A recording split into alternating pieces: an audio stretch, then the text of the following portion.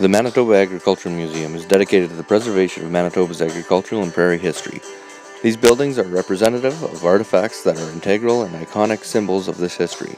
The project to preserve these buildings will help to ensure our collective story is available for the education of present and future generations.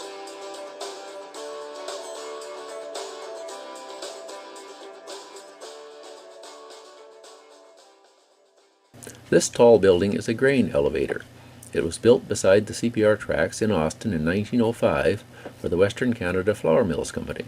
It had a capacity of 20,000 bushels. It was purchased by Manitoba Pool Elevators in 1938. Manitoba Pool used it as an annex until the fall of 1975, when it was emptied for the last time. It was moved to the museum in 1976. The interior of the elevator building is divided into a number of separate bins, each holding a different type of grain. The bins are constructed of wooden planks laid flat and nailed together. The bins are filled using a leg, which elevates the grain to the top of the building using a vertical conveyor belt with cups attached, hence the origin of the name grain elevator. This elevator's design features a 3/4 width cupola on the roof that is flush with the non-trackage side of the structure. Earlier elevators often had cupolas that were only 1/4 width and centered on the top of the elevator. After 1905, elevators were built taller and had cupolas that were the full width of the roof. The cupola was necessary to cover the leg, which had to protrude above the bins to allow space for the mechanism that directed the grain into the various bins. The smaller cupolas were cramped to work in, so elevator design standardized on full-width cupolas. As the leg was made of wood, it needed to be protected from the weather. Note that modern elevators no longer have cupolas, since the mechanism is all constructed out of steel and can be exposed to the elements. As this elevator had been last used as an annex to the main elevator, the driveway and scale house had been removed, as it was not needed, since an annex did not receive grain from a truck or wagon. At the museum, the driveway and scale house was rebuilt to its original appearance. Manitoba Pool also found and donated a AAA device for lifting the front end of grain wagons to empty them. This device is combined with the scale. The scale in the driveway was used to determine the weight of grain being purchased from the farmer. The grain wagons would dump grain into a pit under the scale where the leg was located. The leg lifted or elevated grain to the top of the elevator, where the grain was dumped into a hopper feeding the gerber, a device which directed the grain to one of the different bins that make up the body of the elevator.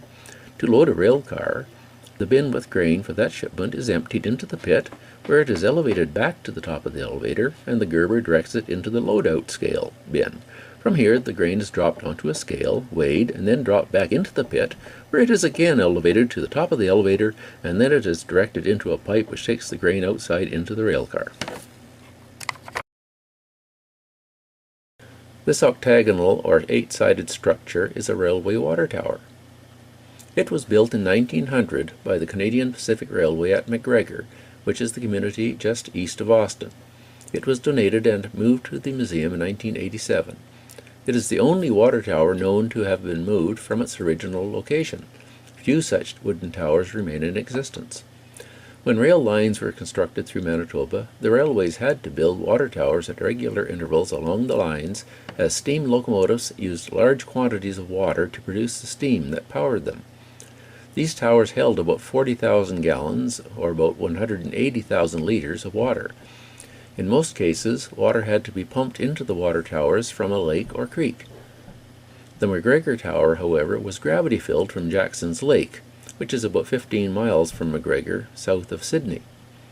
This tower is 54 feet high and consists of 2 separate structures.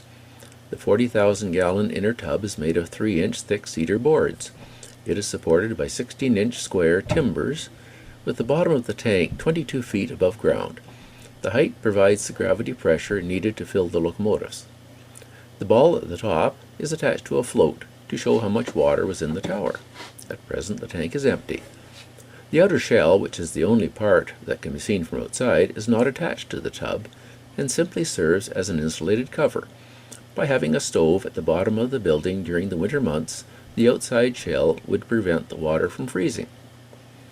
In eastern Canada and much of the USA, where winter weather is not as severe as in western Canada, railway water towers often did not have the outer shells.